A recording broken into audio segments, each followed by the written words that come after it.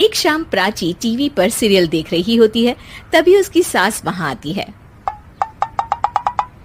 अरे सीरियल में तो ऐसे मग्न है जैसे आज रात का खाना पड़ोसी आकर बनाएंगे। मुझे पता ही नहीं था आपने अपने बेटे की शादी पड़ोस में भी की हुई है। हैं? मतलब? मतलब इस घर में सारा काम बहू ही करती है, आप तो सिर्फ खर्राटे मारती हैं। अच्छा जी, फिलहाल तो तुम आराम फरमा रही हो, चलो जाओ, ये मेरे टीवी देखने का समय है। आहा, इसीलिए मुझे भगाया जा रहा है। सॉरी, अब तो बिल्कुल नहीं जाऊंगी। प्राची की इस बात पर दोनों सास बहू के बीच टीवी रिमोट के पीछे बच्चों जैसे छीना झपटी शुरू हो जाती है, जिसके बीच श्लोक भी काम से घर वापस आ जाता है। हाँ, आज मेरी चूहे बिल्ली की जोड़ी किस बात पर झगड़ रही है? अरे तेरे बीवी मुझे टीवी ही नहीं देखने दे रही। अरे तुम्हारी मम्मी मुझे खाना बनाने के लिए फोर्स कर रही है। अरे वाह, ऐसे बेतुके रीजन पर तो बच्चे भी झगड़ा नहीं करते।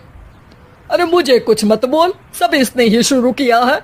हाँ हाँ, जैसे आप तो बहुत दूध की धूली है ना। अरे बस, दोनों चुप। प्राची जाओ, खाने की तैयारी करो। और माँ तुम छोड़ो, तुम्हें क्या बोलूं, शांति से अपना सीरियल देखो, मुझे दोबारा लड़ने की आवाज सुनाई नहीं देनी चाहिए। ऐसा बोलकर श्लोक वहां से चला जाता है, जिसके पीछे पीछे प्राची भी कुछ न कुछ बड़बड़ाते हुए रसोई में चली जाती है। हाँ हाँ, सासू जी को तो कुछ बोलेंगे ही नहीं, बस मुझ पर ही हुक्म चलता है, खाना बनाओ, जैसे मैं इनके घर में खाना बनाने के लिए आई हूँ। इसी तरह शाम बीतती है और रात को श्लोक और प्राची की सास खाना खाकर सोने चले जाते हैं, लेकिन प्राची गुस्से में कुछ खाए बिना काम में ही लगी रहती है। इस घर में किसी को घंटा फिक्र नहीं पड़ता, मैं खाऊं या भूखी रहूं। प्राची कुछ देर के लिए रसोई से बाहर जाती है और जैसे ही वापस आती है तो वहां दूध का भरा ग्लास देखकर हैरान रह जाती है।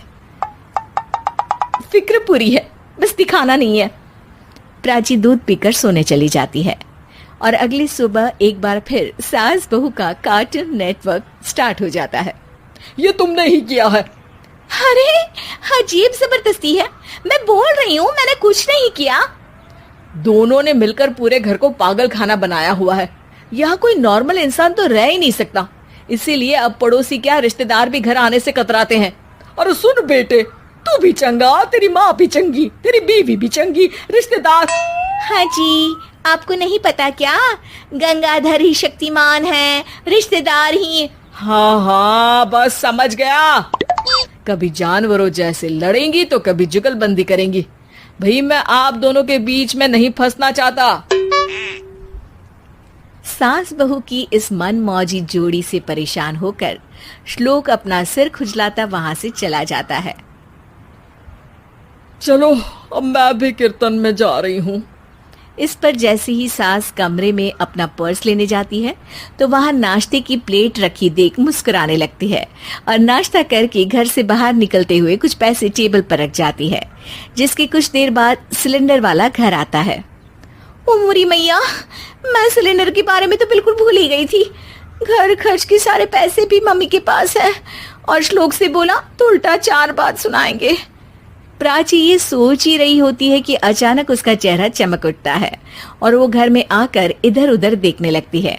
तभी उसकी नजर टेबल पर रखे पैसों पर पड़ती है, जिन्हें वो सिलेंडर वाले को दे देती है। ये सब श्लोक देख लेता है।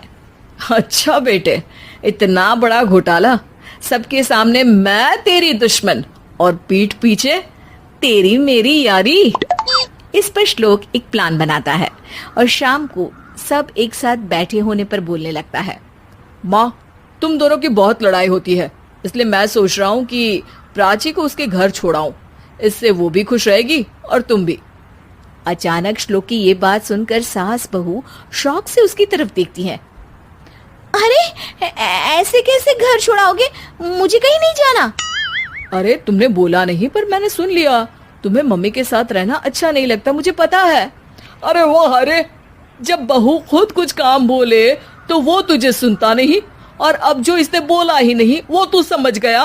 जब उसे नहीं जाना तो फिर जबरदस्ती क्यों कर रहा है? अच्छा, फिर आपको मौसी के घर छोड़ाता हूँ, बस अब आप दोनों एक घर में एक छत के नीचे नहीं रह सकती। मैं इस टॉम एंड जेरी की जोड़ी को और नहीं झेल सकता। है? ऐसे कैसे नहीं रह सकते? तुम्हें इतनी दिक्कत है तो तुम्हारा बोरिया बिस्तर पैक कर देती हूँ, लेकिन मम्मी जी कहीं नहीं जाएंगी। बिल्कुल यही सुनना था मुझे। अगर दोनों में इतना ही प्यार है फिर हर वक्त ये लड़ाई का नाटक क्यों करती हो? देखा मैंने कैसे माँ किचन में दूध रखती है और तुम उनके लिए कमरे में नाश्ता रखती हो, और कैसे वो पहले ही तुम्हारी दिक्कत समझकर घर में पैसे रखकर बाहर जाती है। अरे भाई, इतना ड्रामा तो डेली सोप में भी नहीं होता जितना तुम दोनों ने इस घर में फैलाया हुआ है। तू हमें टॉम एंड जेरी बोलता है ना, तो याद कर वो दोनों भी एक दूसरे को बाहर वालों की बुरी नजर से बचाने के लिए हमेशा सबके सामने लड़ते थे, लेकिन अकेले में दिक्कत के समय मदद भी तो करते थे।